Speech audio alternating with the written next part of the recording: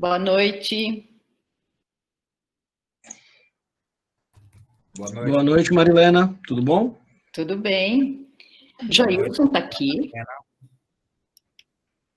Jailson tira férias, por acaso? Ele só vai Eu não viajar. tiro férias, pro. Eu só viajo, mas estou constantemente no trabalho. Não acredito que você está aqui, Jailson. Eu não largo o osso, né? Meu Deus do céu! Eu imaginei que você não estaria, né? Tá de férias, tal. Mas estou de férias apenas da escola, né? Durante uma semana.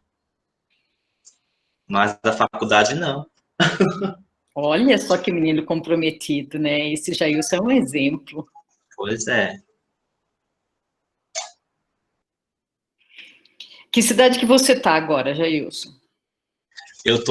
No momento eu estou em Recife, amanhã eu estou indo para minha cidade natal, que é Macaparana. É do interior, do interior, do interior e mais interior.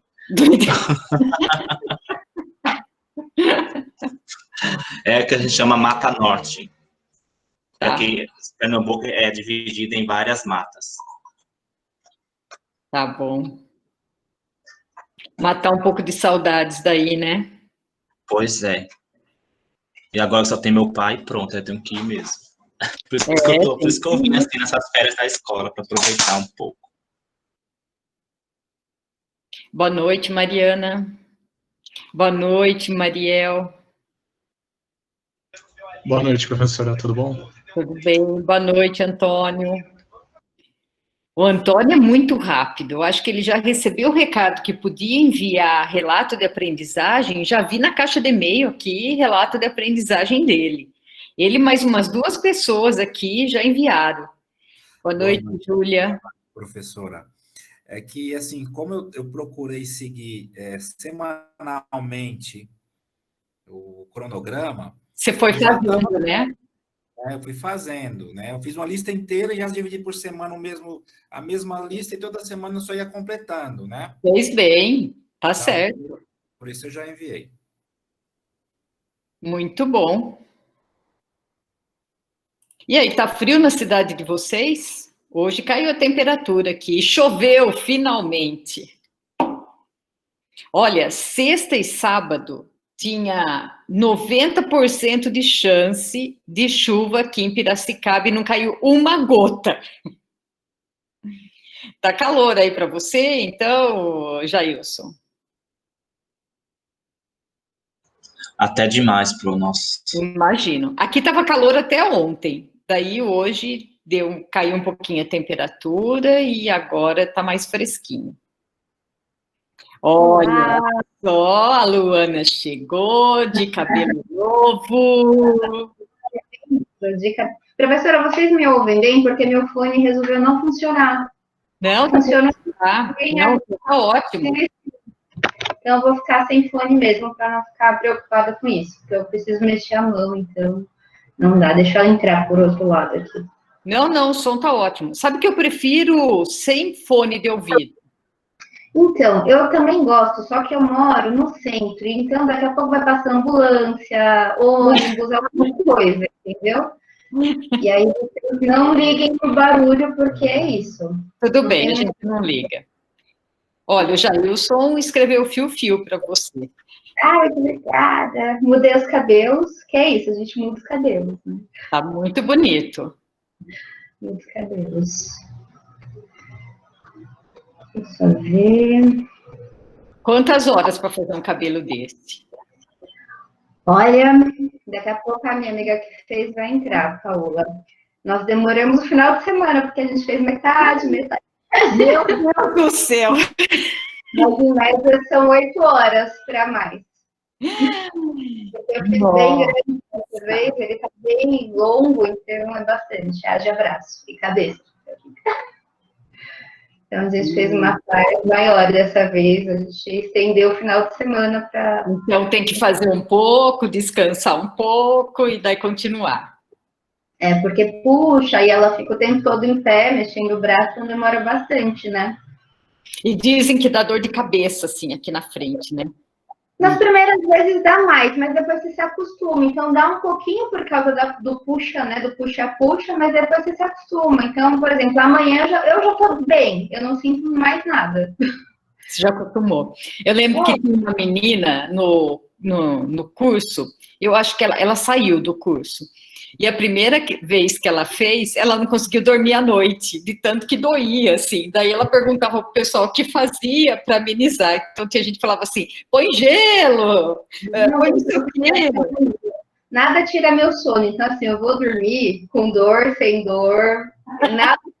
Eu fico sem outras coisas, mas dormir eu não fico sem dormir. Eu posso estar com o maior problema do mundo, eu durmo. É a minha melhor forma de resolver os problemas. Ficar sem dormir, para mim, é inconcebível, assim. Posso dormir pouco, mas algumas horas sequenciais eu preciso. Mas, ó, na primeira vez eu tive alergia ao material. E aí eu tive de tirar rapidinho, porque eu tive uma alergia bem, bem forte. Aí depois eu acostumei e não deu mais problema. Boa noite para todo mundo aí que foi chegando, foi falando boa noite, Alexandre, Fernanda, Amanda. Boa noite. Ô, Viana, Sônia.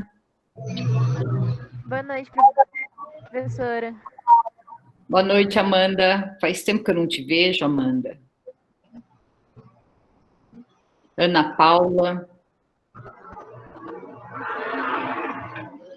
Giovana Gonzar. Franciele.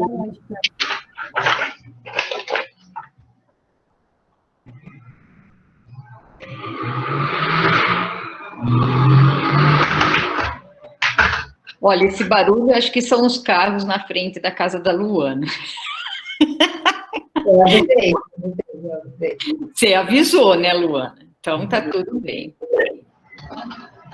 Ah, olha só, Tatiane de Feira de Santana. Eu já estive aí 2 vezes, Tatiane. Eu fui avaliar... nossa, eu não me lembro o nome das faculdades.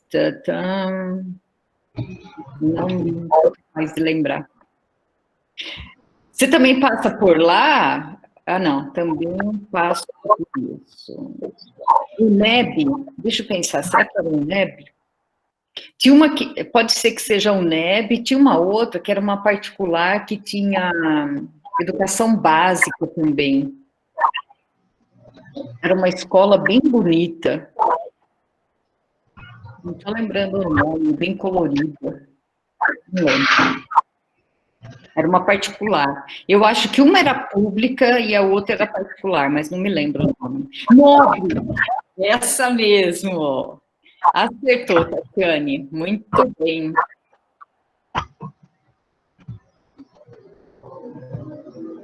Boa noite, Gustavo. A Lara também chegou. Boa noite, Lara. Tainã. Cíntia.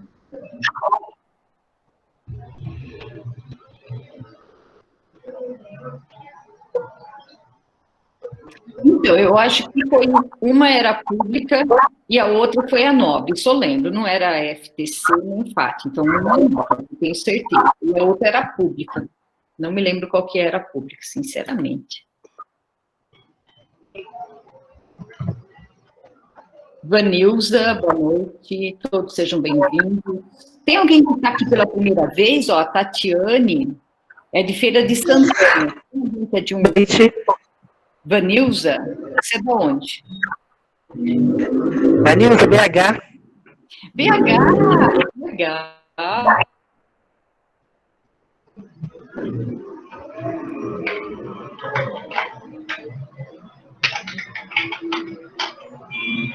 Boa noite, palestrante. Meu nome é Sérgio e estou aqui pela primeira vez também. Sou de Salvador, Bahia. Gente, maravilha. Daqui a 2 minutinhos a gente vai explicar.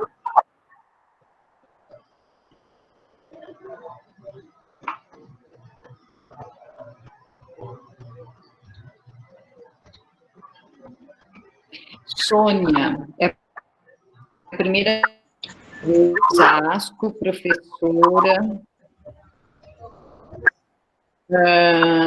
Sônia. Sério, Sônia? Você é de Salvador, Feira de Santana também? Não, eu estou escutando eles aí, parabenizando eles. Parabenizando eles. Eu sou baiana, mas eu não sou nem de Salvador, nem de Feira de Santana. Conheço os dois. Eu sou da região da Chapada. Tá bom. Boa noite. Maravilha.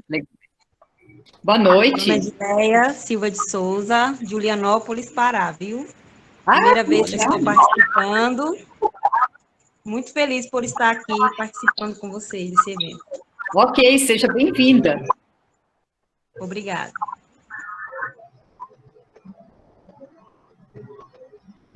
Everton, o que a gente pode falar para essas pessoas que estão participando pela primeira vez?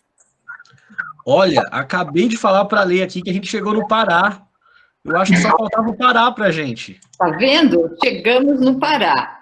E daí a gente tem que falar para elas que a gente tem um evento muito especial em outubro, né? Sim, 15 e 16 de outubro realizaremos aí o Encontro Nacional Movimentos Docentes. Todas e todos estão convidados a participar. Daqui a pouquinho a gente solta o link aqui no chat para vocês salvarem.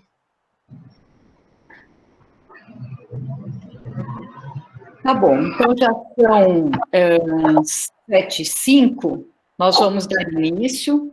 Em primeiro lugar, eu agradeço a presença de todos, principalmente os que estão aqui pela primeira vez. A Carolina também é de Campinas, seja bem-vinda, Carolina.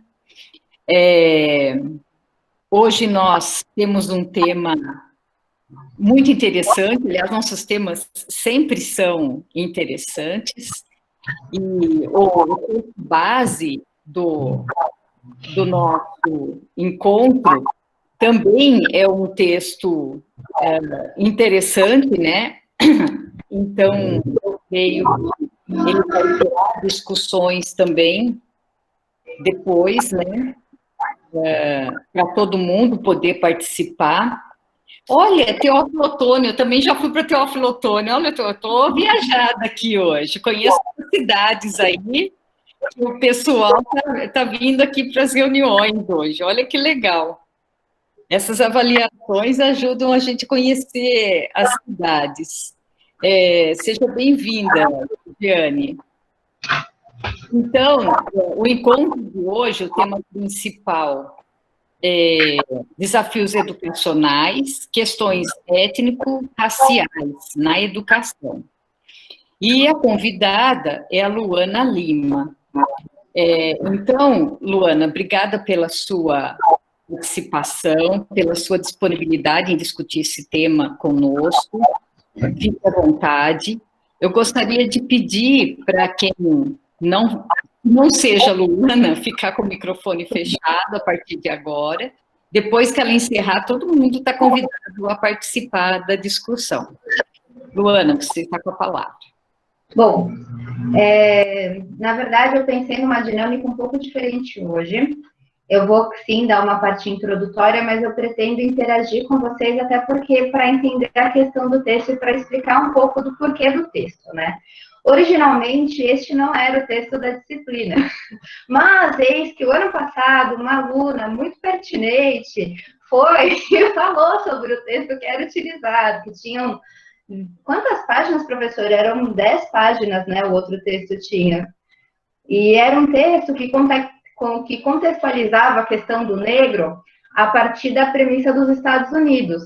E aí, essa aluna questionou a professora Marilena por que não falar do negro, já que nós estávamos numa faculdade federal, a partir do olhar do Brasil, por uma pessoa que fosse, né, brasileira e que tivesse esse estudo. Daí, como sugestão, eu dei esse texto, eu sugeri, né, o texto do Milton Santos, a aluna era eu, e aí a professora acatou. Isso me deixou extremamente feliz, porque, enfim, eu só fiz uma sugestão, né, eu não imaginei que ela fosse aderir ao texto do Milton Santos, e eu digo que esse é meu texto base, não só esse, como algumas falas de Milton Santos. Eu não sou uma especialista em Milton Santos, apesar de ser uma admiradora do que ele fala, né? Milton Santos, eu vou dar uma pequena introdução de quem ele era.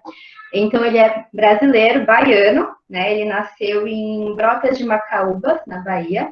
É Chapada, né? Chapada dos Guimarães. Ele se formou, primeiramente, ele fez magistério, né? Ele é filho de professores. Ele fez magistério, entrou na faculdade de Direito com 18 anos, só que ele sempre teve um interesse muito forte pelas questões geográficas, né? Por estudar os locais. Então, ele estudava... Ele queria entender como é que funcionava e como é que se organizavam as cidades, especificamente a Bahia, que era da onde ele vinha.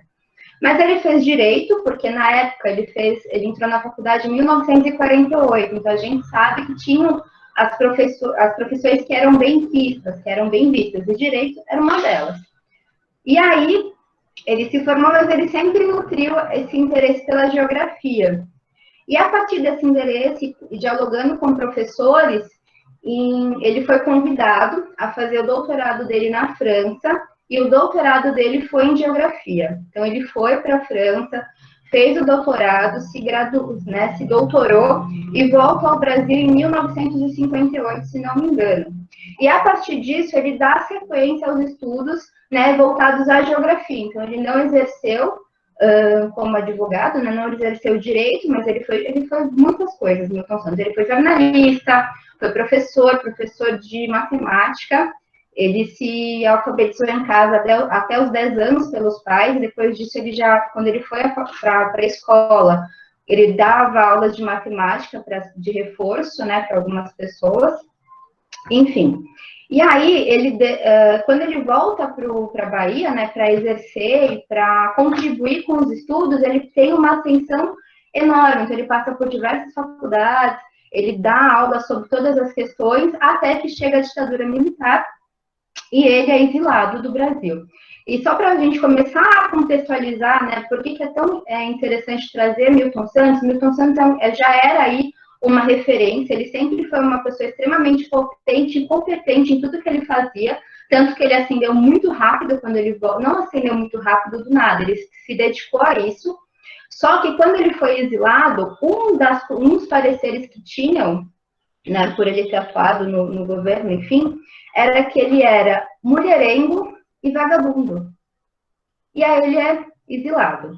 Uma coisa que era para ele ficar 6 meses afastado do Brasil, ele ficou 13 anos, e a partir daí ele é considerado cidadão do mundo, porque ele começou a estudar toda uma trajetória,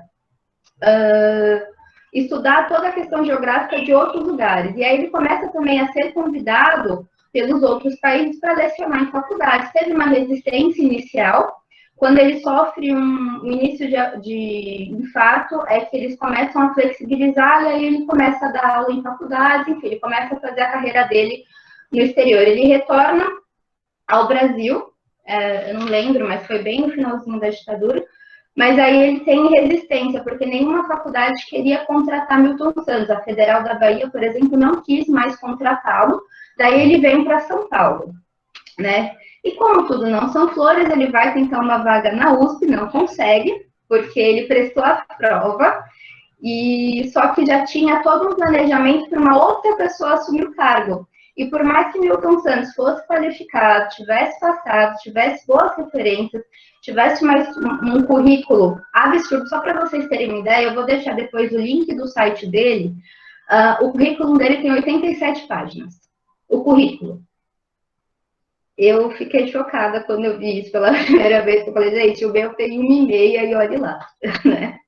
Tem 87 páginas, e ainda assim ele não passou, então demorou um pouco para o Milton Santos ser contratado da USP, né, e, enfim, então só para vocês entenderem por que Milton Santos. E aí ele é considerado um intelectual brasileiro, e ele reformulou nossa forma de ver geografia, porque foi a partir dos estudos de Milton Santos que começou a geografia começou a estudar a questão da urbanização, a sociologia e a economia, começou a se inserir. Então, a partir dos estudos de Milton Santos, nós brasileiros começamos a estudar geografia de uma forma diferente, né? Ele ganhou o que é equivalente a um Nobel em geografia, né? E Milton Santos, ele nunca escreveu, não era o tema foco, o tema de estudo dele, pesquisa sobre as questões étnico-raciais, e isso ele sempre deixou muito nítido em todas as entrevistas ou dizeres dele. ele dizia que ele falava a partir de um homem negro, né? Ele falava do olhar dele como um homem negro. E ele sempre foi muito resistente, porque ele sempre achou que as pautas dos movimentos sociais ou dos movimentos negros eram muito repetitivas e não faziam realmente, não debatiam o que era de relevância, eles achavam que se perdia um pouco, né? O que a gente vê até hoje em dia, na verdade. Então, ele começou a fazer bem, ele faleceu em 2001, e não posso dizer que foi bem no final, porque em 1989, ou seja, quase 31 anos, ele participou de um evento em Marília, que foi onde ele começou a falar questões sobre as questões étnico-raciais, se posicionar, porque ele viu que era importante. E dentro desse aspecto surge ele foi convidado à Folha, né, pela Folha de São Paulo, para escrever uma sequência de artigos em relação à questão do negro, e esse texto é um dos últimos, existem outros, e ele foi refinando, digamos assim, né, a ideia para que as pessoas lessem também. Tanto que tem um texto que foi o primeiro, que o título dele foi muito criticado, porque são cidadãos mutilados. O texto é extremamente coerente, dá para entender por que ele deu esse título, mas as pessoas na época falaram que era muito ofensivo, que não era bem assim, enfim. Então, só para vocês entenderem, a minha opção por ter Milton Santos como um norte, ou por admirá-lo tanto, é por ele trazer essa realidade, por ele se posicionar a partir da visão dele como um homem negro e trazer questionamentos que vão além, né? Ele traz questionamentos muito além do que a gente vê, ou da simplicidade. Ele trata a questão da negritude como algo que vai muito da vivência e de um estudo que é necessário. Tanto que ele reforça muito a questão da ambiguidade em que o negro é tratado, né? Em que é sempre tratado de forma superficial, nunca vai para o fundo, e a gente não pode estudar uma coisa a partir do meio. Dito isso, eu gostaria de interagir. Então, eu vou fazer algumas perguntas. Calma, não precisa todo mundo abrir o microfone. Eu vou pedir para que 3 pessoas, no máximo, se manifestem. A primeira pergunta que eu tenho a fazer para vocês, as pessoas que leram o texto, por favor, não referenciem o texto. Por enquanto, não. Mas eu quero... O que vocês acham? O que é ser brasileiro para vocês? Não o que é ser negro, o que é ser brasileiro, cidadão brasileiro. Calma, gente, um de cada vez, não precisam, só uma pessoa. Uma pessoa só. Se quiserem escrever também, eu vou acompanhar aqui. Estava escrevendo outra coisa, por coincidência, no mesmo momento que você fez essa pergunta. Desculpa. Não tem problema, professora. Então, o que é ser brasileiro? Alguém consegue explicar o que é ser brasileiro ou o que é ser cidadão? Cidadão brasileiro. Vocês já pararam para pensar nisso?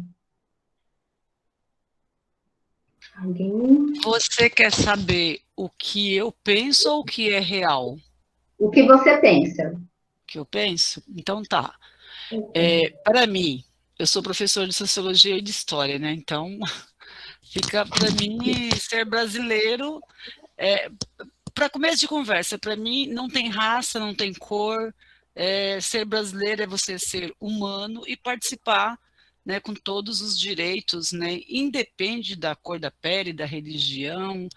Ser brasileiro é aquela coisa maravilhosa que nós somos. Infelizmente, a nossa sociedade brasileira ela tá sendo aí impregnada por coisas bem negativas, né, de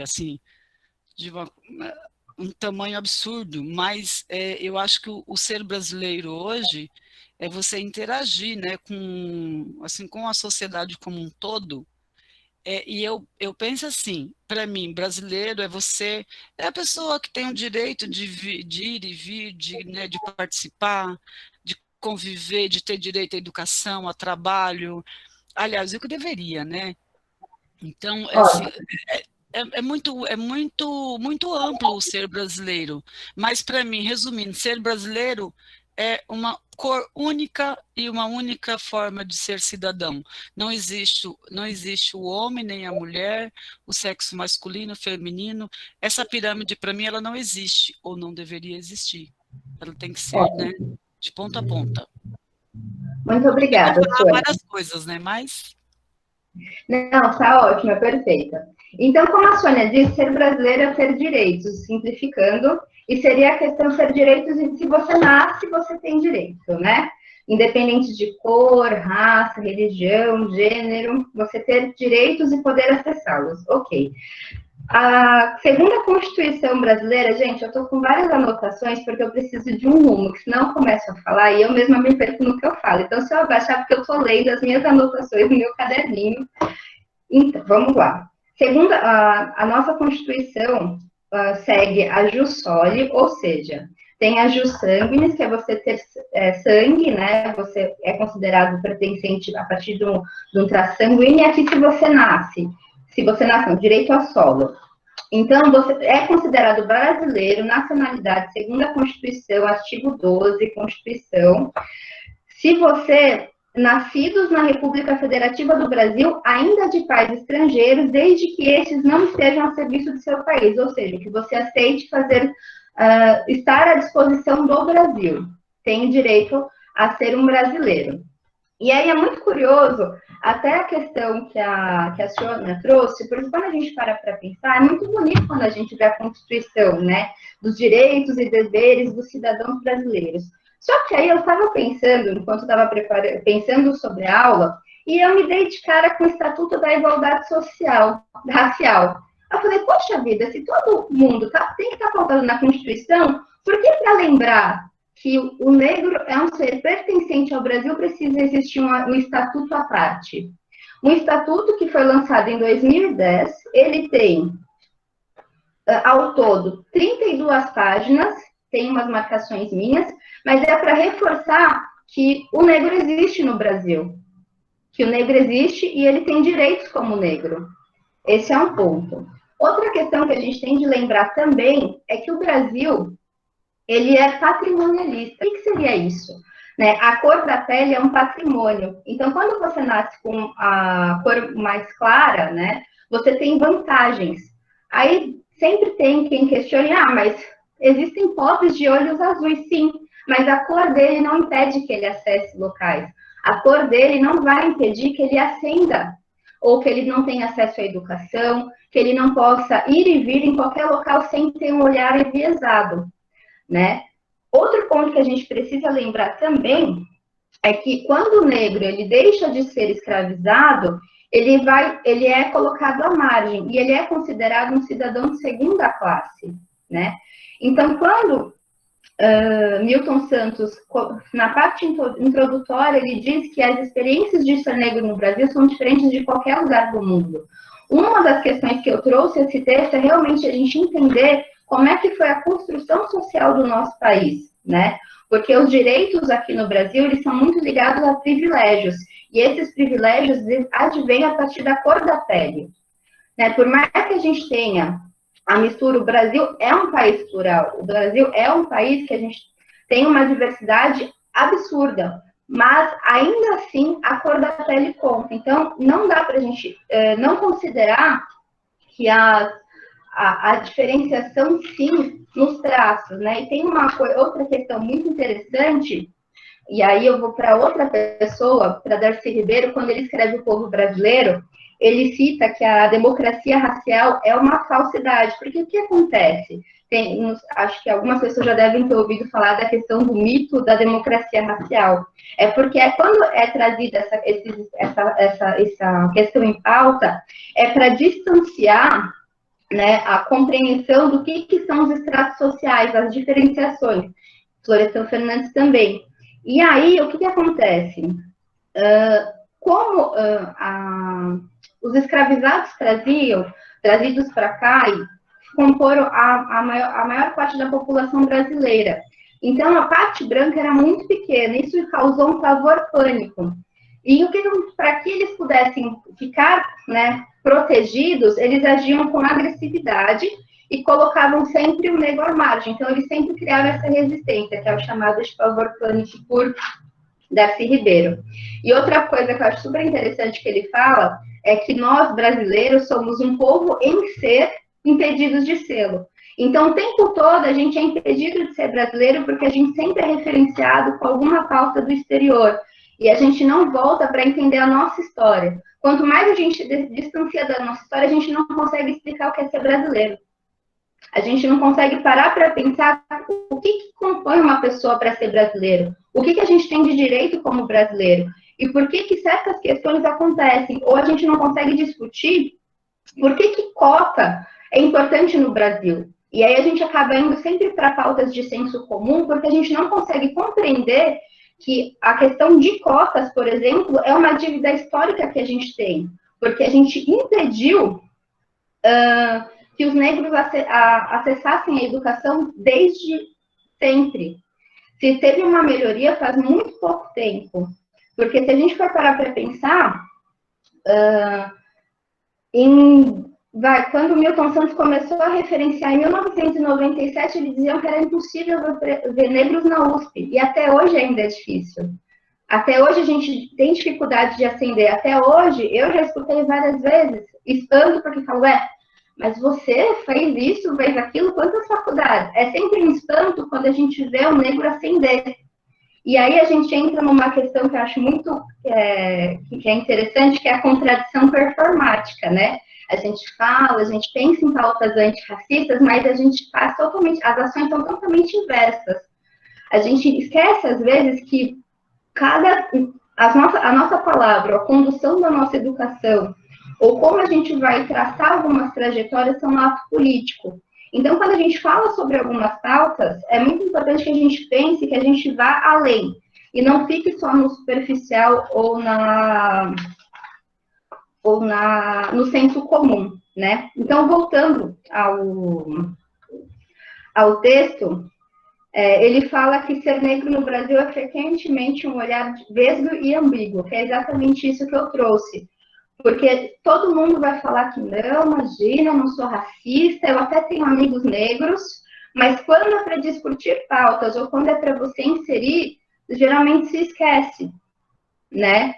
E outro ponto que o Milton Santos traz, que eu acho muito interessante, ele diz que a gente pode discutir a questão racial, de preconceito ou de discriminação a partir de 3 pontos, né? Ele cita a corporalidade, porque é entender que o nosso corpo, a gente vem no nosso corpo, o corpo no lugar e o corpo do mundo, que é como a gente vai se manifestar. E nós, brasileiros, somos vistos a partir do corpo. Por isso que ele fala que essa questão é uma das formas da gente compreender. O racismo é visto porque eles têm a questão do fenótipo, né? Então, as pessoas de pele mais escura, as pessoas negras sempre vão ser referenciadas, ou as mulheres vão ser subjetivadas por uma coisa sexualizadas, ou os homens vão ser taxados de marginal. Marginal, o que eu digo, de ladrões, enfim. Né? Quantas vezes, à noite, as pessoas ficam com receio de a gente estar andando atrás, ou quantas vezes você vai ao mercado, ao shopping, e fala que eu tenho seguranças particulares. Quando está de trânsito é pior ainda, porque sempre tem seguranças particulares que ficam me olhando e vendo. Isso é a questão do corpo. O nosso corpo é o que marca e o que representa, né? A individualidade seria a gente ter consciência, mas uma consciência para que a gente entendesse o todo. E quando ele fala de cidadania, é exatamente o direito de ser, o direito de poder compactuar do que é representado naquele país para poder ser considerado. Né? Vamos lá. Tá, então eu volto para cá. E aí sempre tem as questões que as pessoas falam das exceções. Milton Santos foi uma exceção, né? Ele foi um intelectual. Eu sou uma exceção por estar dentro da academia, por estar numa faculdade federal. Só que a gente não pode acreditar que as exceções são o resultado, ou são que a gente deve seguir ou se pautar. Porque as exceções, elas ainda são uma questão impermanente, porque sempre vai ter um lado dúbio nessas exceções. As exceções acontecem e cadê todo o resto? Porque todo o resto não pode acessar, né? Então, a gente tem que entender que a democracia que a gente tanto fala do Brasil, ela é uma democracia de mercado, ela não é centralizada no homem. Então, assim, quando ocorre a abolição aqui, foi porque a Europa, né, especificamente a Inglaterra, queria que mais pessoas pudessem ter poder de compra, pudessem comprar, porque o Brasil não era um país que consumisse, eles queriam poder exportar mais. Então, não foi feito por uma questão, não, realmente são seres humanos, a gente precisa dar acesso. Não, foi por uma questão de condução de mercado mesmo, uma questão política e comercial. Então, por isso que é importante que a gente entenda que para a gente compreender ou começar a pautar algumas questões voltadas principalmente para a educação, a gente precisa entender a formação socioeconômica do país, a gente precisa começar a entender como é que foi a Constituição e por que aconteceu. A escravização no Brasil, ela foi uma das mais longas porque era muito rentável para eles, porque se trabalhava muito, se explorava muito e se comercializava muito. E até hoje a gente vê situações análogas às escravidões e a gente simplesmente ignora. Né? Outro ponto que a gente consegue reparar, o que aprofundou muito na questão de pandemia, foi a notável, né, desigualdade social que sempre existiu. Então, é importante que a gente entenda que isso não começou a existir esse ano, as questões existem faz muito tempo.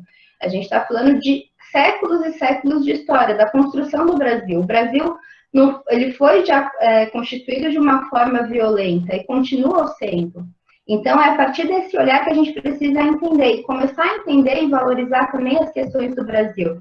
Eu sempre cito a questão que eu gosto bastante do Ariano Suassuna, que ele fala da questão da população que já foi à Disney e a que não foi à Disney. Eu faço ainda parte da população que não foi à Disney, porque eu acho que é muito importante, e isso até é uma questão que eu queria falar para a professora Marilena, porque eu fico pensando, eu falo que a minha gata, ela já pode ter um pós-doutorado, porque tanto que ela me escuta falar, e eu já mudei tanto essa palestra, porque eu conversei com ela, já estou falando coisa totalmente diferente do que eu tinha planejado, gente. Eu já sei totalmente do meu script, eu não sirvo para seguir nem receita, nem o que eu escrevo, porque eu já saí fora.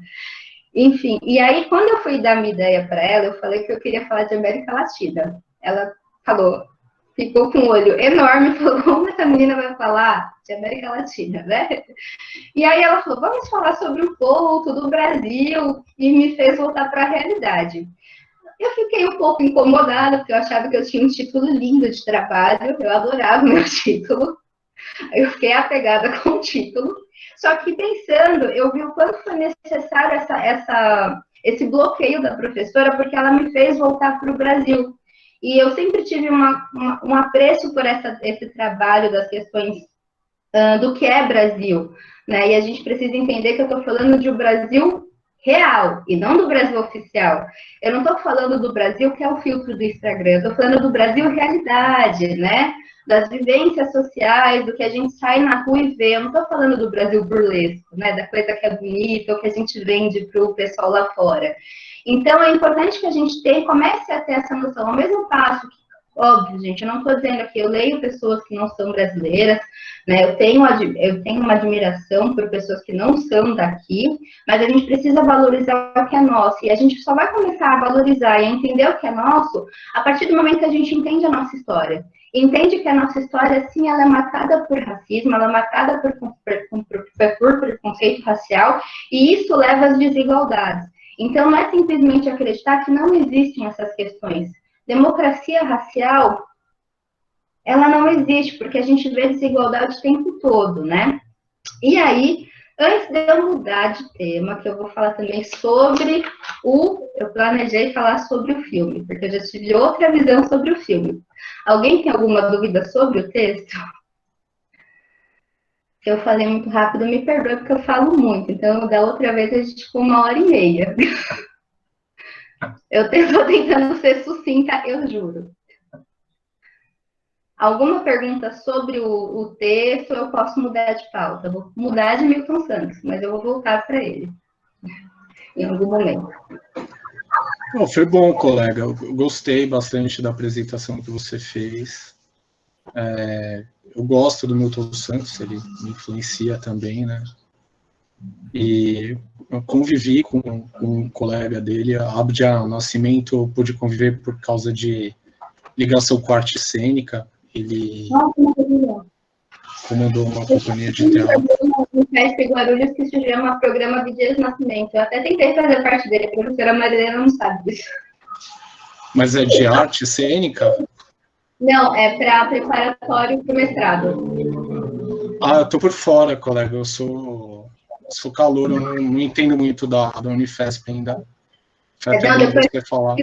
Passo mais para frente, um programa super legal, mas é voltado para a população que não teve acesso à universidade pública, né, para que se prepare para poder entrar no mestrado ou doutorado numa faculdade federal. Então, eu vou fechar, só fechando, o que o Milton fala, né, ele então, fala... eu ia falar do texto, é que eu falo baixinho, né, Luana? Desculpa. Desculpa. Não, então eu ia falar do texto, é uma bomba, né? Porque ele fala que a questão de existência está no corpo. Queria saber o que você acha disso, porque ele começa, como uma reportagem de jornal, né? Você vê, acho que 1 ano e meio depois ele morreu, né? Então... um ano e meio, 2001, então.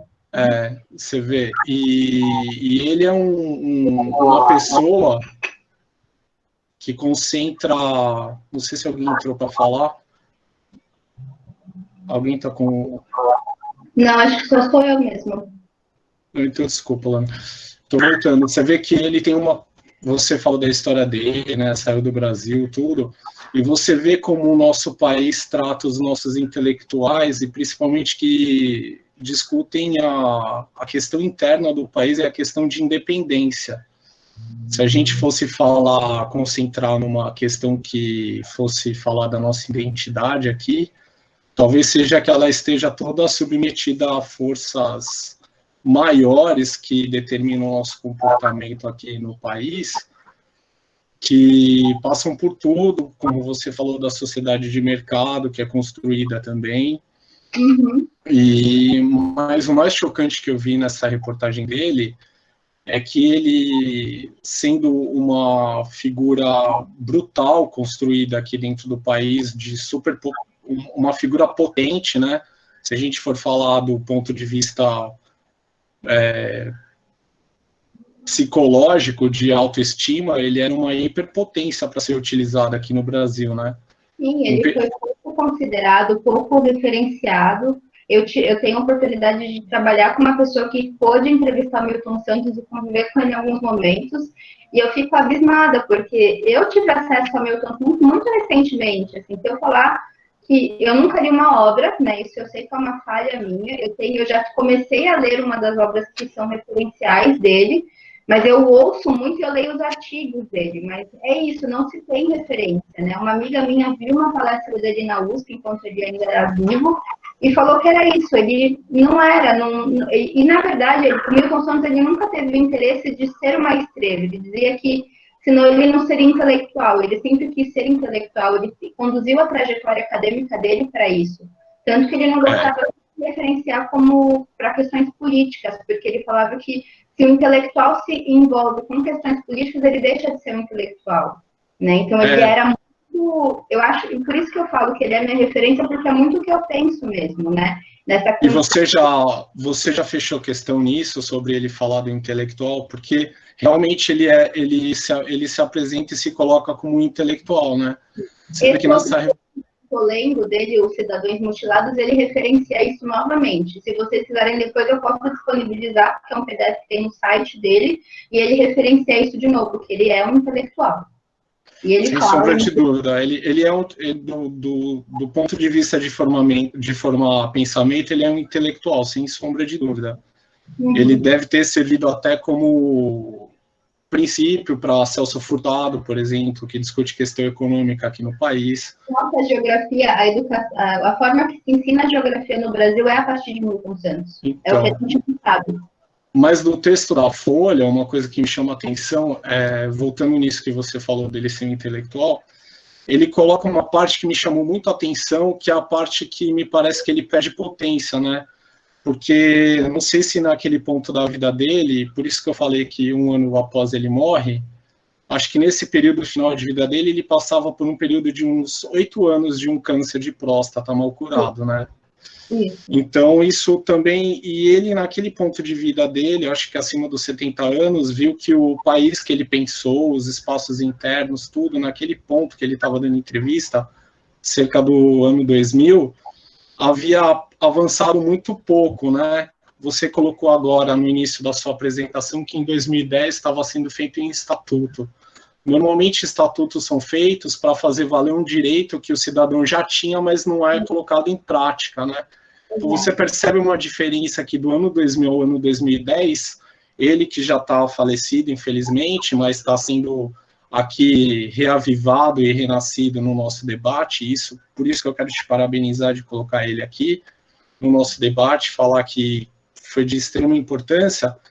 Queria te perguntar dessa parte intelectual, já que a gente está discutindo sobre um pensamento do nosso intelectual brasileiro, se para você é uma questão fechada, dele, numa parte do texto, ele coloca como se fosse um conchavo, políticos convidar ele para apresentação e tal, porque parece que ele naquele texto, naquele momento, eu não quero falar que ele era um amargurado, mas que ele era um homem muito experiente, né, e sendo um homem muito inteligente, ele devia ter essa sensibilidade de perceber que a figura dele, sendo importante, que ele tinha um renome internacional, tudo era usado politicamente. Por outro lado, se ele ficar só no campo das ideias intelectuais e não parte, pressupondo que toda ideia colocada em prática é um ato político, você, por exemplo, se não tivesse aqui colocando as suas ideias para fora, elas ficariam internalizadas na sua cabeça, né? Então, eu queria saber se você ainda está com essa questão fechada, se você acha que é a diferença do ser intelectual ser político ou não. O que você pensa sobre isso? Eu vi o pessoal falando sobre Luiz da Gama, eu posso comentar rapidamente, porque eu também estudei um pouco dele antes de falar, mas assim, bem pouco, mas tem coisas muito interessantes também sobre Luiz da Gama, e dá para falar bastante sobre ele. Eu posso depois deixar um link lá falando, um link que eu achei super interessante, que fala sobre a trajetória de vida dele. E eu vou responder a primeira pergunta que você falou sobre a questão da corporalidade. O Luiz Gama é um bom exemplo, porque a intelectualidade dele era toda posta em prática, ele libertava, inclusive, as pessoas. Ele sim era um libertador na ação.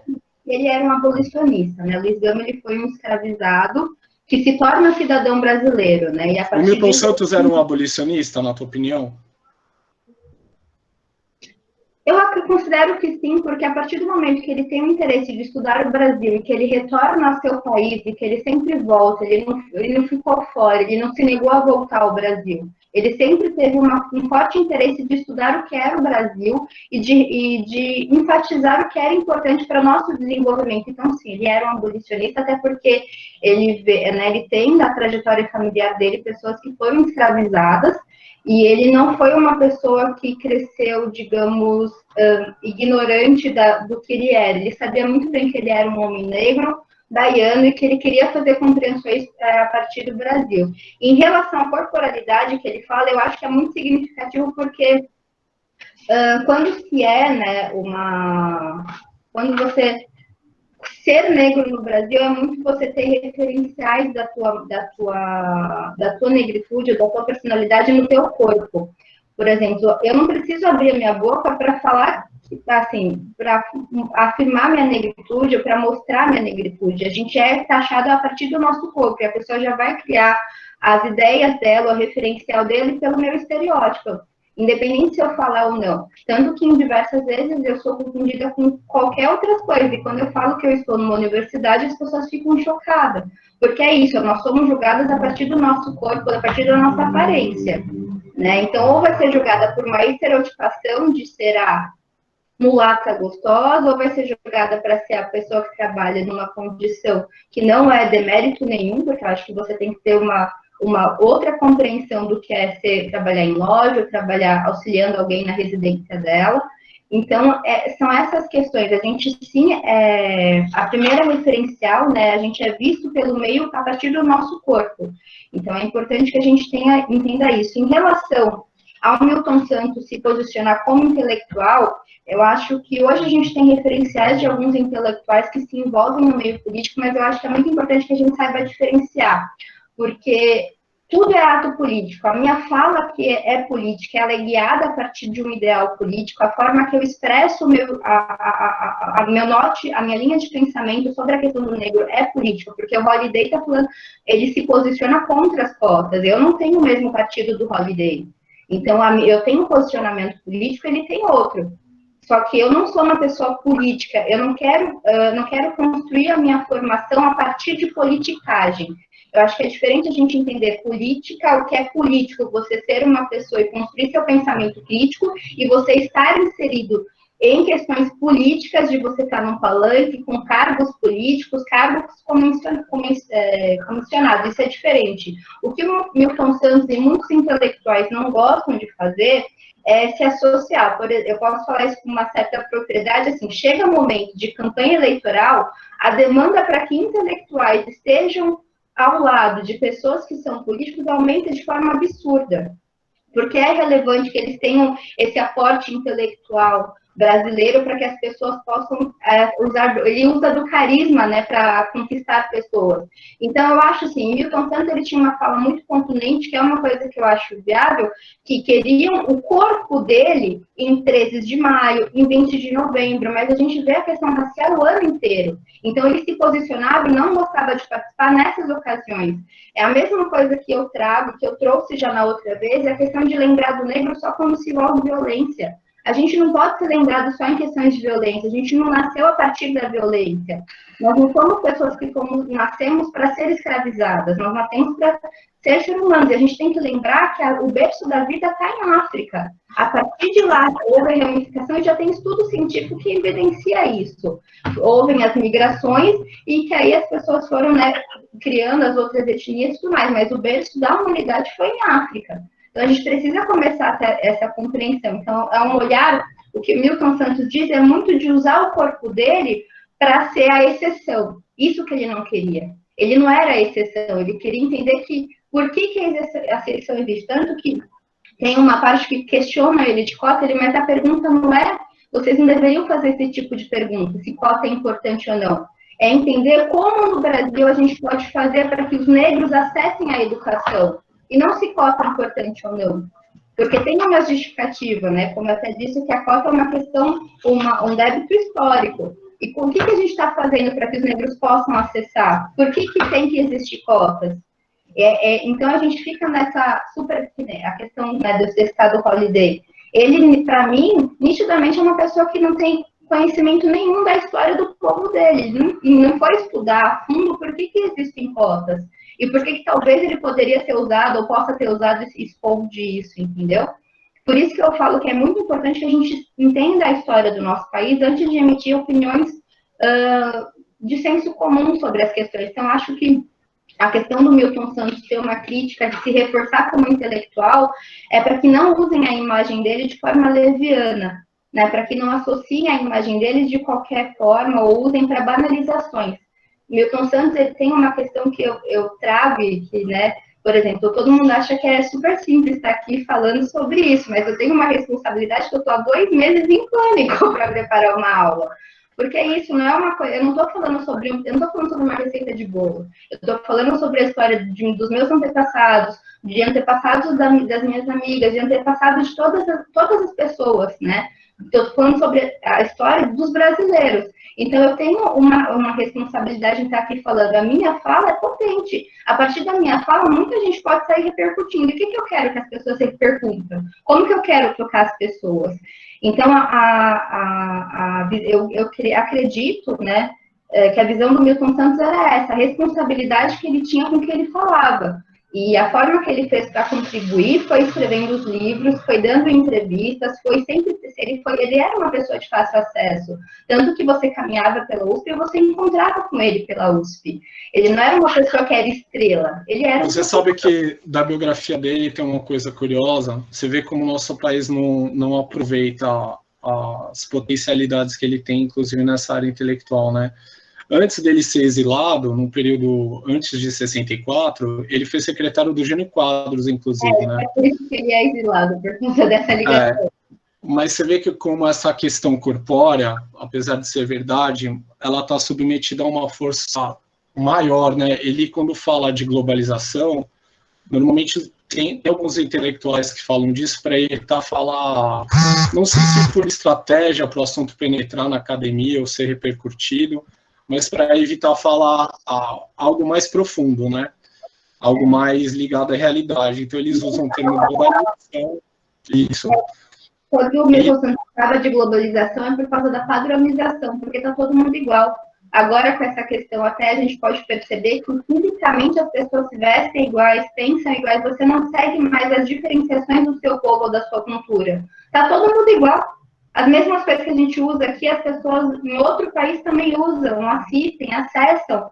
Então, uma das críticas do Milton Santos, que era muito contundente, é isso. Se perdeu, a gente perdeu o que é ser brasileiro, né? A gente não consegue, a gente tem tantos referenciais de fora que nem a culinária do nosso povo a gente conhece muito bem. A gente fica...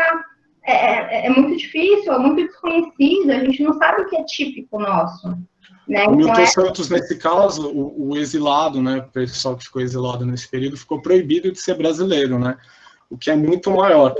Mas eu não sei se as forças que fizeram ele sair do país são as forças que a gente pode dizer, por exemplo, que proibiram ele de existir, são as mesmas que talvez deram a oportunidade dele dar continuidade intelectual dele fora do país. É curioso isso, é complexo isso. Na verdade, ele já era conhecido fora do país porque ele se doutorou na França e ele criou um nome lá com os professores de lá. Então, ele já era, quando ele foi exilado, ele já era conhecido como Milton Santos, né? Por ser uma pessoa... Dá licença. Pessoal, a gente precisa avançar um pouquinho. Luana, muito bom, viu?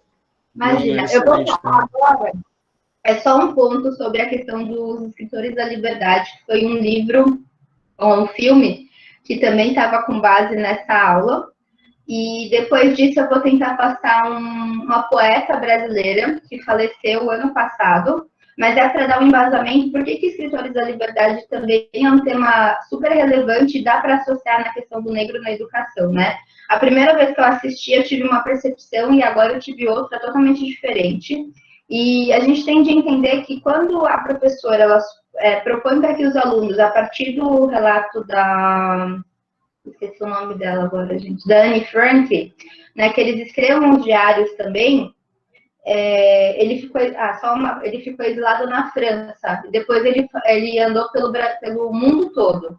Então, ele ficou na França, ele foi para a África, ele era considerado cidadão do mundo, Franciele.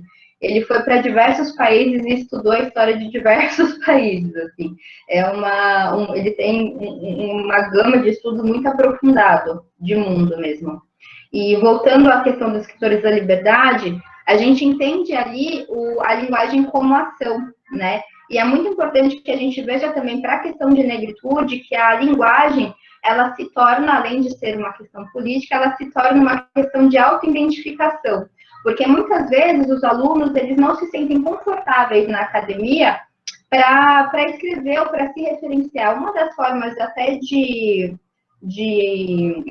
não sequência, né, em educação, é que muitas vezes os alunos, né, negros escutam que a fala ou a escrita deles é diferenciada, é um tanto quanto romantizada, né? Eu já ouvi isso, que a minha escrita era diferente, é um pouco poética, é que geralmente, né, a gente tem essa questão de usar, e eu uso até hoje, a escrita como refúgio da realidade, porque é isso, né? Muitas vezes, infelizmente, ainda mais quando se fala em Brasil, até como eu disse, a gente vive dentro de um Brasil real e oficial. E a gente tem realidades que são tão discrepantes que é necessário que você ache uma fuga.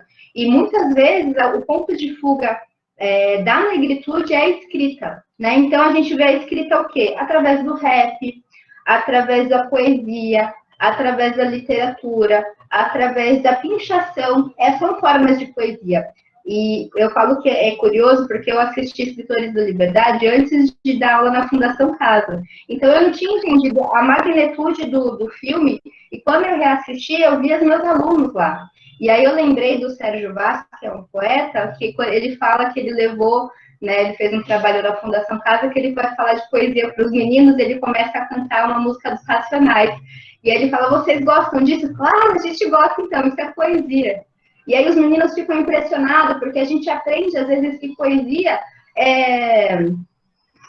Cora Coralina, outras pessoas que não são da realidade dos meninos, mas hoje em dia a gente tem vários rappers que evidenciam isso. Até uma música do MC dele fala, né? Que as nossas histórias vão ser... Ninguém vai entendendo mais à frente que a nossa história vai estar contada em música, né? Não vai ser em livros, vai ser a partir de músicas, de poesias. Então, a gente precisa entender que a importância da linguagem, a linguagem como pragmática, né? Que ela é uma ação e que ela pode fazer a diferença em muitas vidas por essa autentificação, por a gente conseguir mostrar a nossa pluralidade. E é só a partir disso a gente consegue acessar outros estágios. E eu posso passar o filme, professora, o que você acha? Eu abro para pergunta ou posso passar rapidinho? É rapidinho, na verdade, a questão da tua. O que você quer passar? A poesia? Isso, eu vou passar uma poeta de Minas Gerais, brasileira, que eu tive a honra de conhecer e que ela me arrepia, que infelizmente ela faleceu ano passado, e que para mim, quando eu estava pensando em quem eu ia passar, né, quem eu ia trazer, eu pensei em trazer eu ia trazer uma pessoa presencial, que, né, ainda está aqui, mas como a gente precisa referenciar os nossos, acho que nada melhor de mostrar uma mulher que lutou a vida toda e que mudou a trajetória dela a partir da escrita. E eu queria fechar com essa questão do fazer filme. um comentário.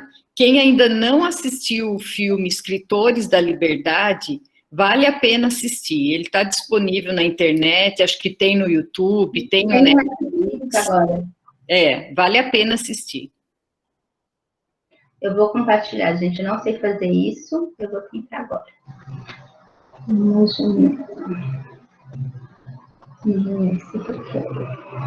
deixa eu compartilhar aqui.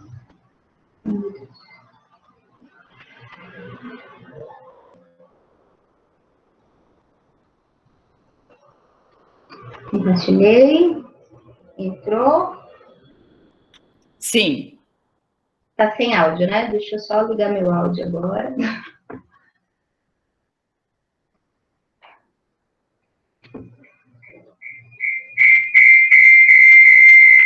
eu ligar aqui, senão vai dar microfonia.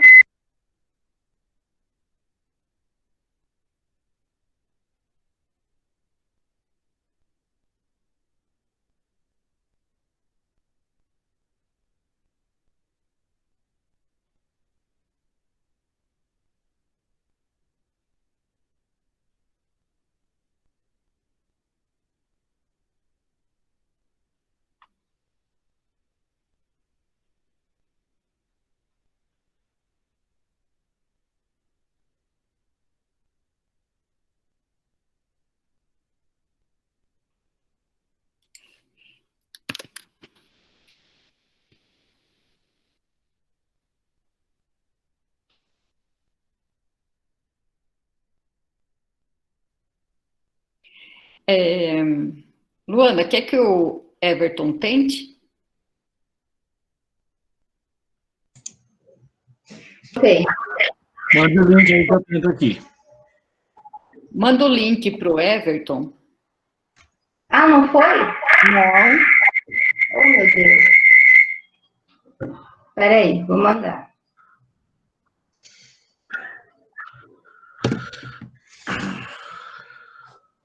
Mandei. Ok. E eu mandei também o site do Milton Santos já para o pessoal. Everton é bem o finalzinho. Não é todo, não. E, pelo jeito, tem gente aqui que conhece a poetisa Tula Pilar, é isso, né? Tula Pilar, exato. A gente estava quase chorando, mas tudo bem. E muitas vezes a vereadora falava, alguém falava, mas a Pastor falava, ela tá comigo. Da minha família, da minhas meninas. A Pastor falava muito disso, assim. Sempre era o segurança, era alguém perguntando, mas a negrinha vai. Então fica muito forte na gente, né? Essa coisa de não poder entrar, de passar pela porta do fundo, não pode entrar na piscina, nos clubes, não pode não sei o quê. Eu escrevia muita coisa, foram várias pastores que iam atrás de mim, e eu lembro que tinha uma palavra que ela rasgava.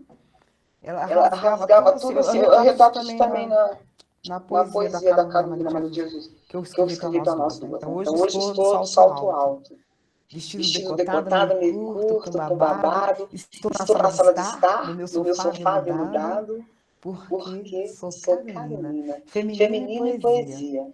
Sou Carolina, escrevo desde menina. Meus textos foram rasgados, amassados, pisoteados.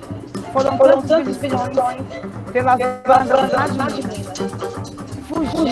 Fugi da casa da patroa, porque vassoura eu não quero mais.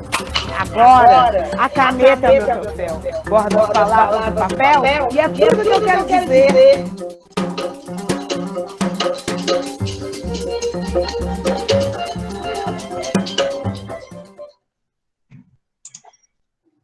Então é isso, gente. Na verdade, depois assistam, pesquisem sobre a Tula.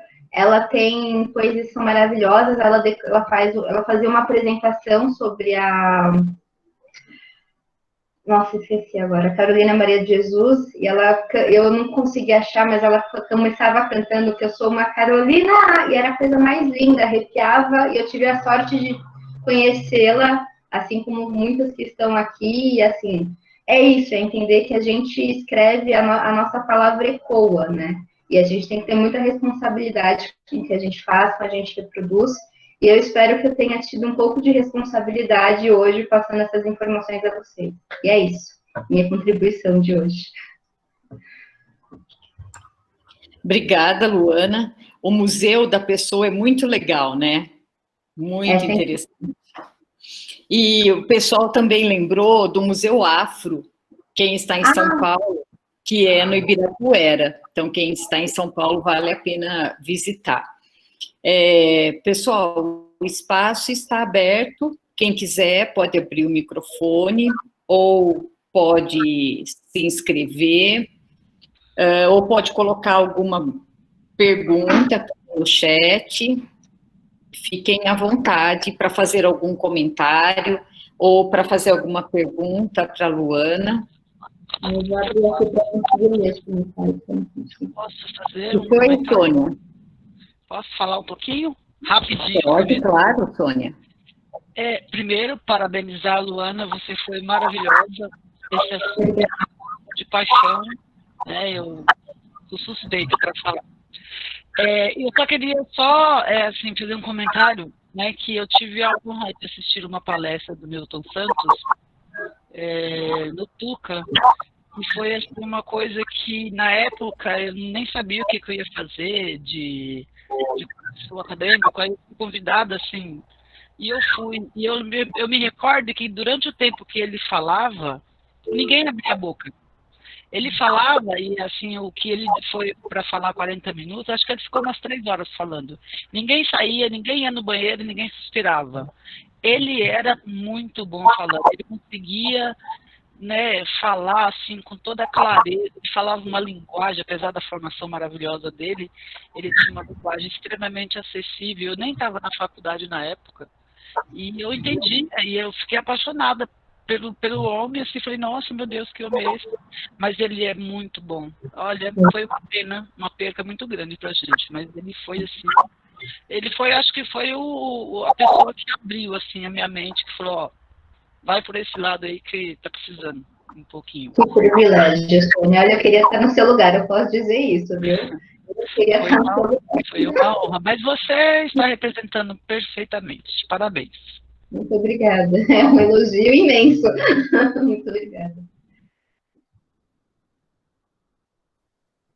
Tem várias pessoas parabenizando a Luana aqui no chat. Oi, dá para ouvir? Quem falou oi? Ana Carolina, pode falar. Oi. Eu quero saber quando vai ser a próxima. A próxima aula com a Luana. Olha, eu tenho uma novidade para contar da Luana. Não sei quem vai falar. Luana, é você? Everton?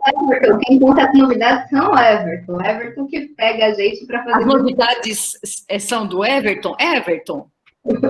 Tá todo mundo elogiando a Luana. Vamos aproveitar aqui. Obrigada. Falaram que a Luana arrasou nessa, nossa. Eu fiquei aqui o tempo todo só prestando atenção aqui. Eu falei, nossa, caramba. Parabéns, Lu. Cabelo, Paola Afrohair, ela está aqui na live, minha amiga maravilhosa. Eu falei que ia fazer propaganda, eu vou mesmo. Ela já deve estar o quê? Morrendo de vergonha, mas cabelo é com ela. Gente. Como que é o nome da sua amiga? Paola. Paola, aparece aí para mim no Instagram. Paola, aparece aí para a gente te ver. Já vai me matar. Você está com o cabelo igual o da Luana? Acho que ela está com... Não é parecido, vai ver. A Paola vai aparecendo, o Everton vai falar da novidade da Luana, para vocês se juntarem a ela. Quem gostou da Luana tem a oportunidade de se juntar à Luana. Vai lá, Everton. Chegou a tela aí para vocês? Tá chegando.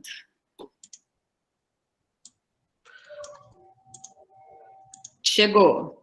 Chegou, beleza. Bom, pessoal, como vocês viram, a Luana é uma profissional fera, né? Ela é uma moeda de ouro aqui para o nosso grupo de pesquisa. E ela, junto com a Marilena, vão começar a organizar aí, a partir de hoje, essa coletânea, né? Saberes e diversidade, aspectos étnico-raciais para a construção e formação docente. Eu vou colocar o link para vocês aí no chat, e aí vocês podem ter acesso à chamada na íntegra e acessando o site da V&V Editora para poder saber mais sobre essa chamada que começa a receber propostas a partir de hoje até o dia 20 de outubro. E aí quem se sentir à vontade, quem tiver interesse, pode estar enviando propostas de capítulos de livro para compor esse livro, desde relatos de experiência a trabalhos mais teóricos, pesquisas. Enfim, é uma obra, será uma obra técnico-científica, mas também artística. Então, se sintam à vontade para poder participar. Eu vou jogar o link para vocês aí, tá bom? E a obra tem tudo aí para ser um sucesso, né? Como vocês viram, a Luana é fera no assunto aí. Então, quem gosta do tema, por exemplo, a Sônia mostrou interesse. Eu percebi que a Ângela conhecia, inclusive, a poetisa. Ela faz parte do meu grupo seleto, que ela tem que escrever, é isso. A Angel tem que escrever. Ela então. A escolha, na verdade.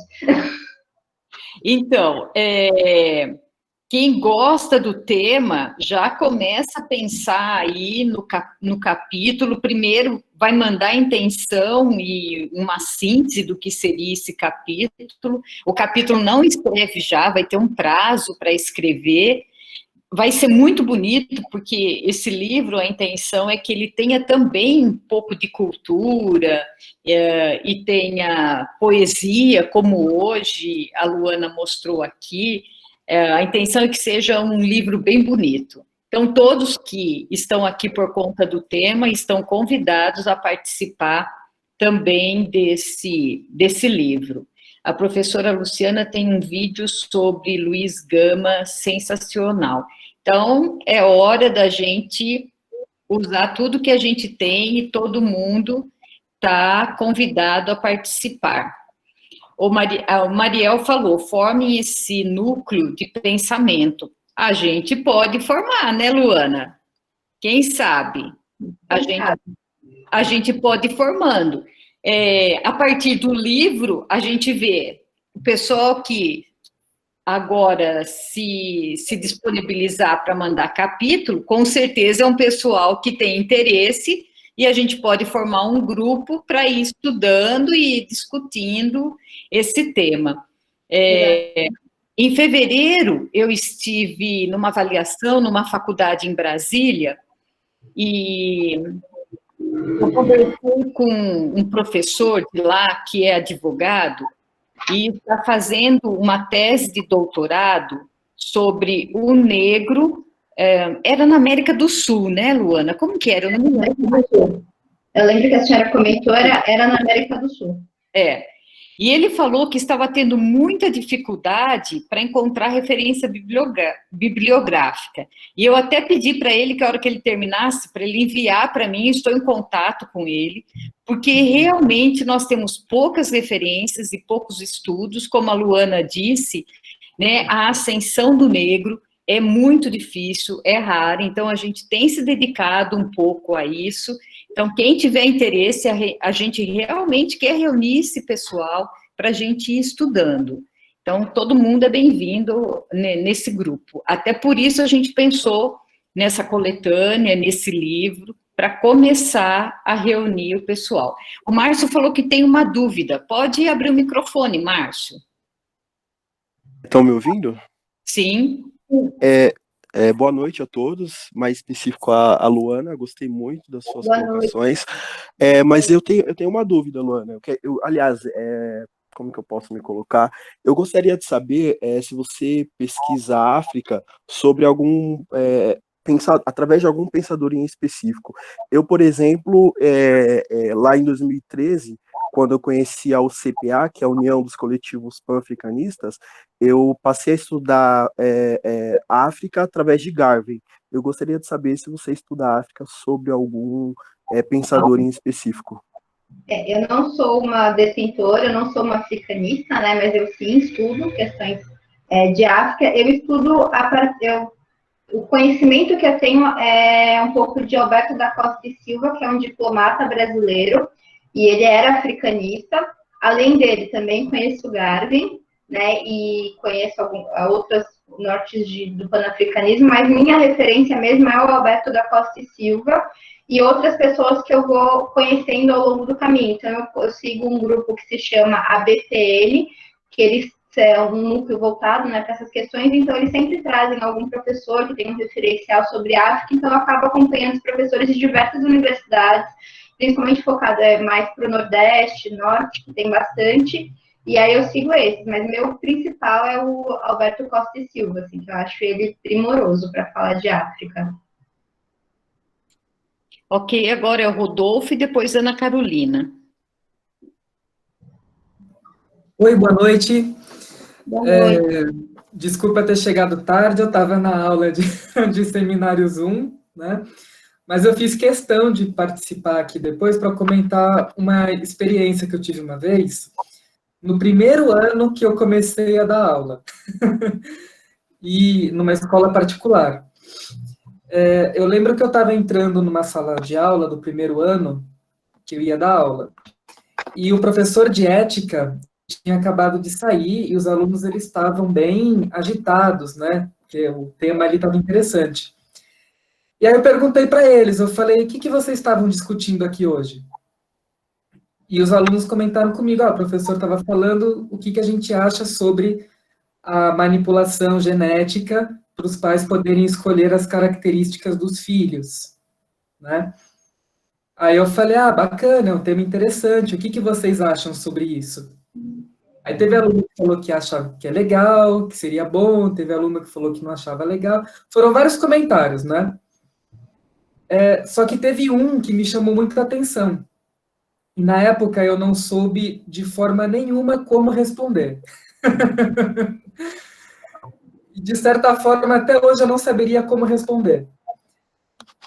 Teve um aluno negro que comentou o seguinte comigo. Ele falou, professor, por que...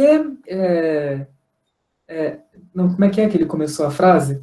Ele disse que acha que isso não poderia acontecer, porque senão quem gostaria de ter um filho negro? Um aluno de 15 anos comentou isso comigo na época.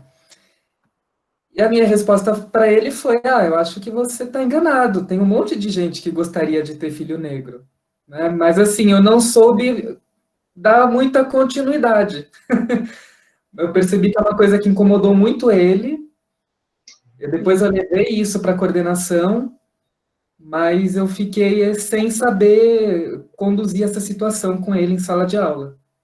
Na verdade, Rodolfo, o que ele falou é muito pertinente e, infelizmente, é o que a gente vê. Tem até um estudo em que foi feito um vídeo com crianças em que colocam na frente de crianças um boneco branco e um boneco, né, preto, e aí perguntam quem é o mais gostado. As crianças, tanto negras e não negras, apontam para o boneco branco.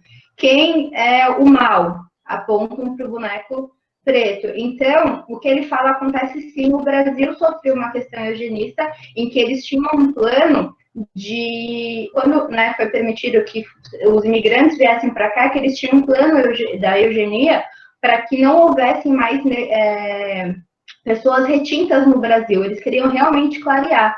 Então, o que ele faz e o que ele traz é o que ele vive na pele o tempo todo, né? A questão que eu falei até da corporalidade. Então, realmente existe sim, infelizmente ainda é associado, né, o corpo negro como um corpo agressivo, como um corpo da pessoa má, como o corpo da pessoa que não é bem vista, como o corpo da pessoa que não é o corpo da pessoa padrão, né? Digamos, entre muitas aspas.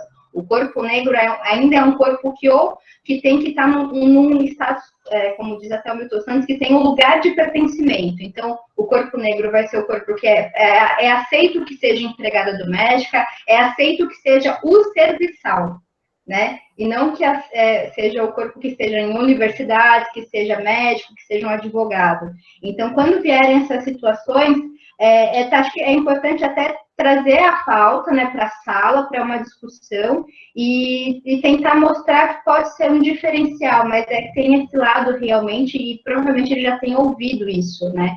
Então, acho que é sempre aquela questão que a gente já até tinha comentado da questão da formação do professor para ser um antirracista, né? Então, para conseguir nessas falas acolher o aluno e não minimizar a fala dele, porque a fala dele tem todo sentido, e se ele falou é porque ele já sentiu isso, ele já ouviu isso, de que ele não era bonito, de que ele não era tão a criança que vai ser bem aceita, ou por causa do cabelo, ou por causa dos traços, né? Então, é sempre importante que a gente acolha. Eu li uma pergunta que eu já li de Djamila. Eu não me pauto com as ideias de Djamila, eu tenho um viés de pensamento um pouco diferente do dela. Então, assim, ela tem a linha dela, mas eu acho que a linha dela não dialoga muito com a linha que eu pesquiso ou a linha que eu entendo como mulher negra, né? Eu respeito ela como acadêmica, como mulher negra. Acho que é importante, sim, que as pessoas a conheçam, que ela seja uma potência, que ela se termine, mas eu dialogo com um público diferente do dela, eu acredito, né? Eu vou muito mais para a linha social e eu gosto de estar dentro do Brasil real. Ela às vezes vai um pouco para o Brasil oficial, né? Então a gente discorda um pouco nessa linha, mas eu acho que é importante que ela exista porque ela dialoga com um público que talvez eu nunca dialogue, né? E sim, por favor, leiam sobre o Garvin, a Catiúcia Ribeiro também, gente. Ela é ótima. E você comentou... Agora tem, acho que é Ana Carolina, me perdi aqui. Ana Carolina. Sim. Olá! Abri a câmera aqui rapidinho, só para dizer para vocês que, gente, perdoa que eu já tô toda desconfigurada, mas enfim, só para dizer que eu tenho muito interesse do capítulo do livro, tinha ouvido falar sobre isso e achei super fantástico, seria tipo um sonho, assim, real, poder escrever alguma coisa sobre isso, eu gosto muito, tenho lido mais agora, e bom, é isso, e obrigada por a oportunidade, né, de poder oferecer isso para os alunos, né, desde o outro trabalho, né, do movimento dos docentes, e esse também.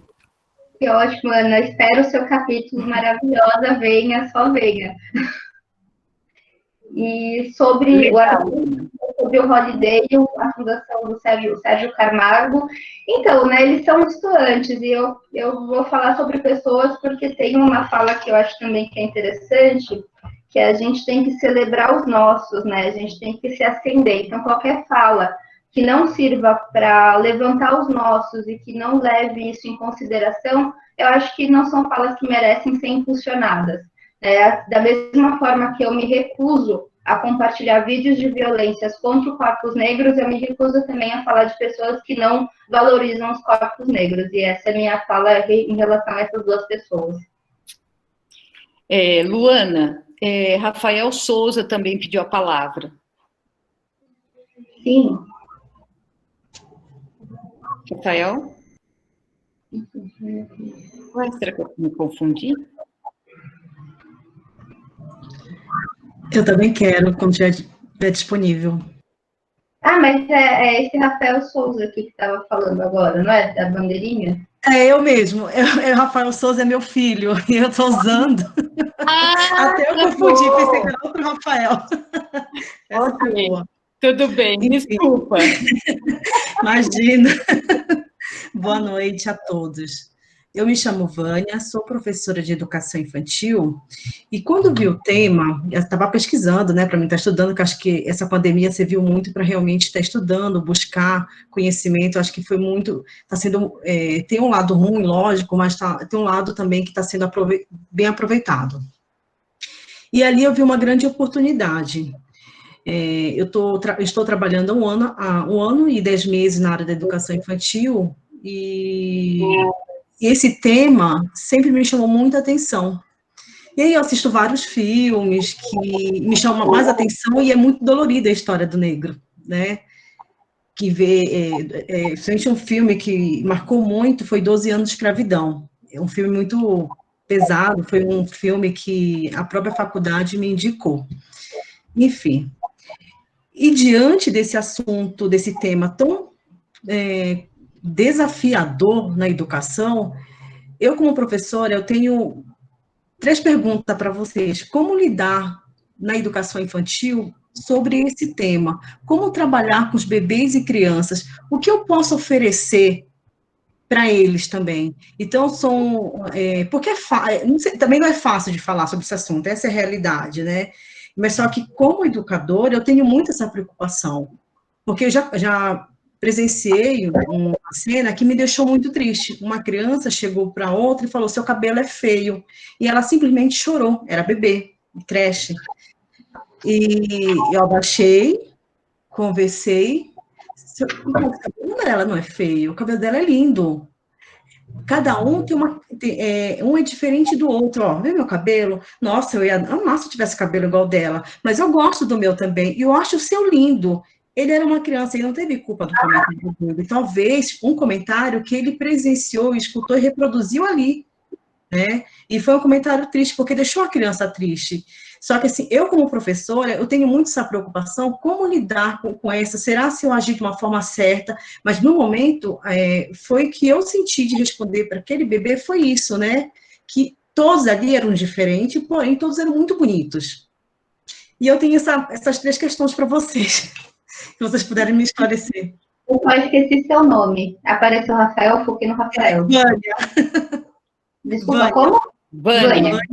Vânia, obrigada pelas perguntas. A primeiro ponto é, o que eu sugiro sempre para uma educação antirracista, para professores não negros, é lembrar que sinônimo de negro não é escravização. O negro não tem de ser referenciado, não tem de ser significado só em contexto de escravização. Então, não primeiro cuidado tem que ser tomado de 20 de novembro, não é a sala toda olhar para o aluno negro e esperar que ele dê uma aula exímia sobre o que é ser negro. Porque assim como todos os outros, ele também está ali para aprender história, ele também está para aprender a se referenciar. E aí é importante, sim, o que você fez foi essencial, é conduzir para entender, ainda mais quando se é criança, né, que não existe isso de cabelo bom ou cabelo ruim. Né? Eu costumo até brincar, falei, mas meu cabelo nunca te bateu, por que ele não? Né? Então, claro que não dá para brincar com criança assim, eu não estou falando isso no contexto, né? Mas é explicar para a criança que não, quem te falou isso está totalmente enganado. O cabelo dele não é ruim, o cabelo dele é um cabelo. E serve para o corpo dele, o cabelo dele é lindo. E aí é importante que os professores tragam nos materiais didáticos uma amplitude de personagens, de contextos, para que as crianças possam se ver. Porque uma das coisas que mais acontece, principalmente em educação infantil, é que as crianças negras não se veem nas personagens, não se veem nos livros didáticos. Então, é importante que os professores levem isso, né? Existem vários coletivos, que são coletivos que ensinam brincadeiras africanas. Existe um coletivo que se chama Espelho, Espelho Meu. Procurem no Instagram, Facebook, eles dão dicas, né, sobre atividades que podem ser feitas, e eles realizam um trabalho muito bacana voltado à criança. Então, é importante, primeiro é isso, que as crianças se vejam como referência. Então, da mesma forma que se mostra desenho com Barbies loiras e brancas, que também se apresente desenhos com personagens negras de cabelo black power, de trança, de cabelos das mais diversas formas.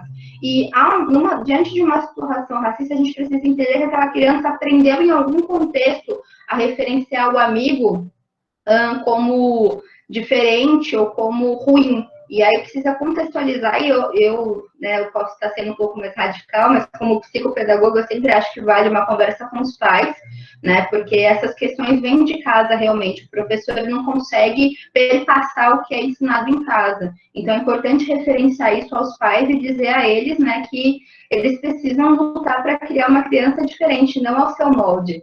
Né? Nem sempre porque você é pai, você tem direito de disseminar uma postura tão equivocada e até mesmo humilhante, porque uma criança não merece ouvir isso. Né? Esses são marcas que perpassam, que ferem muito, que atingem e atingiram, né, por muito tempo e ainda atingem. E eu tive recentemente uma colega que o irmão dela postou uma foto, fez final de semana, postou uma foto com a filha dele e ela sofreu um ataque racista. Estou falando de uma criança. Né? Então, se tem que tomar cuidado com a nossa fala, tem que tomar cuidado. A gente está falando de autoestima. Então, em educação infantil, eu acho que o primoroso é que se cuide da autoestima das crianças. Então, referenciem, levem personagens, levem desenhos, contextualizem, levem bonecos, façam bonecos de todas as formas, e não só de crianças negras, crianças com deficiências também. É importante a gente entender isso, mas crianças negras é extremamente importante, porque senão entra naquele contexto que eu disse, que você mostra para uma criança uma boneca branca e uma boneca negra, a própria criança negra vai se ver como inferior por causa do que é reproduzido. Então, é preciso que a gente mude isso, e a educação é um ato político, né? Então, por mais que seja difícil, a gente tem que perpassar as dificuldades. E ainda bem que vivemos no século XXI e o Google está aí para nos dar ferramentas suficientes para conseguir conduzir uma educação de qualidade. Ok, próximo inscrito e último, Everton. Depois a Obrigada, Luana. Obrigada, Luana. Depois a gente tira a foto para encerrar. Luana, alguns professores aí, como o Rodolfo, né, e outros professores também, colocaram como dificuldade o aspecto prático, né, da formação docente aí no cotidiano da sala de aula. Eu já tenho uma pergunta referente a isso, né, os desafios e olha, gente, até agora tem gente entrando na sala. Gente! Esse barulhinho que sai aqui, a gente entrando na sala. Bom, mas enfim, no aspecto da formação docente no Brasil, quais os desafios, né, ou melhor, quais as demandas que você percebe que a gente precisa colocar e que a gente precisa resolver essas demandas, né, atender essas demandas. Sim. E aí já um ponto também que eu acho que é válido, já que o grupo de pesquisa Movimentos Docentes vem realizando várias atividades aí ao longo desse ano, que são propostas para que em 2021 nós também possamos oferecer outras atividades, como mini-cursos, né? Já temos um aí com o Chinho, que vamos oferecer no Encontro Nacional Movimentos Docentes, e outros cursos de formação continuada e atividades de apoio para a formação inicial. Sobre esses temas específicos, porque eu acho que são sensacionais e são uma carência das licenciaturas no país. Então, eu acho que é um canal que a gente precisa atender. Parece que a gente conversou, mas eu não sabia que o Everton ia falar isso, porque era isso que eu ia sugerir, na verdade. Eu ia dizer que é realmente isso, Everton, o que acontece? No Brasil, a gente tem a lei que pauta a inclusão de ensino de questões afro-brasileiras, né, e indígenas, só que não se teve uma formação prévia dos educadores, eles simplesmente fizeram a lei, empurraram e falaram, agora se virem, aprendam tudo sobre a questão do negro, esqueçam que a Isabel não foi realmente abolicionista e falem tudo para essas crianças. E como se faz isso? Né, com os professores que tiveram uma formação, a professora Marilena bem pode dizer como que é a formação em pedagogia, melhor do que eu, que não tive, mas, por exemplo, na minha formação como psicopedagoga, eu não soube, eu não fui ensinada a lidar com diversidade.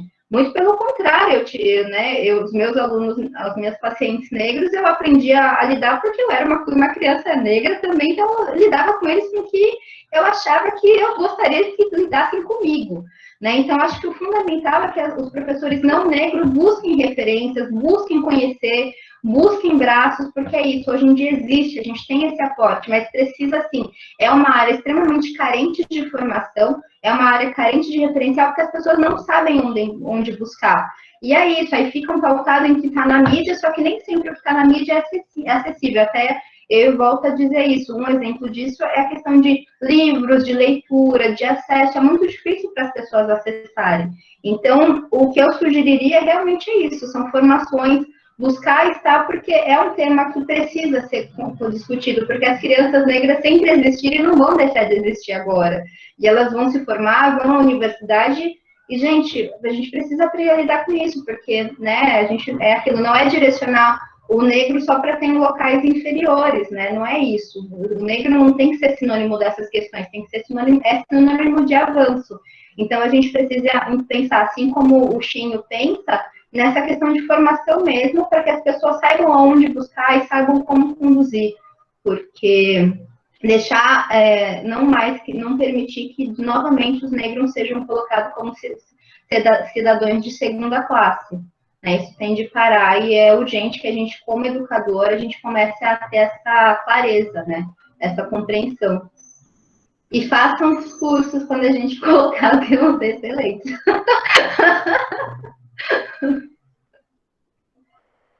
Ok, muito bem. Pessoal, obrigada pela participação, obrigada por ter ficado até o fim, foi uma discussão muito boa. Acho que esse livro vai ser muito interessante, acho que vai surgir um grupo aqui de estudo, e acho que a gente tem muita coisa aí pela frente com esse tema. Próxima segunda-feira, a gente tem um encontro, o Chinho que vai estar discutindo, deixe-me ver aqui qual é o tema exatamente. Desafios educacionais, inclusão. É outro tema polêmico, né? Então, todos estão convidados também a participar. E agora, quem puder abrir a câmera, vamos tirar uma foto. Luana, obrigada. Por nada, obrigada, senhora. Uma alegria. Vamos para a nossa foto.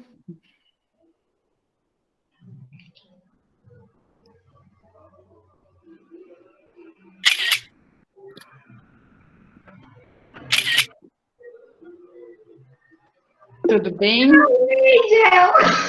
A gente viu uma amiga aqui, me empolguei. Deixe-me responder aqui a Emanuele, que ela escreveu alguma coisa aqui. Emanuele, não tem mais jeito. A questão de trabalho para o encontro de orientador era até dia 8. Isso não tem mais como, tá? Nós não temos mais braços. Nós não temos mais condição para isso. Sobre os relatórios, já pode entregar, pode ir entregando, o prazo é até dia 13/10, é a data máxima, mas já pode ir entregando, não precisa esperar dia 13, não. Professora. Oi? Para aqueles alunos que estão fazendo o projeto lá no movimento docente, aí a gente faz o relatório até a 4ª semana, seria isso? Isso. Quem está participando do encontro com trabalho vai entregar só 4 trabalhos, que é até a 4ª semana. E os demais são 9. Tá? Tá bom, obrigada. Ok, muito bem. Boa noite para todo mundo. Tchau. Boa noite. Tchau, pessoal. Valeu, Lu. Obrigado pelo encontro. Tchau, tchau. Obrigada. Tchau. Boa noite, obrigada. Boa noite, Parabéns, obrigada, Luana. gente. Tchau, professora.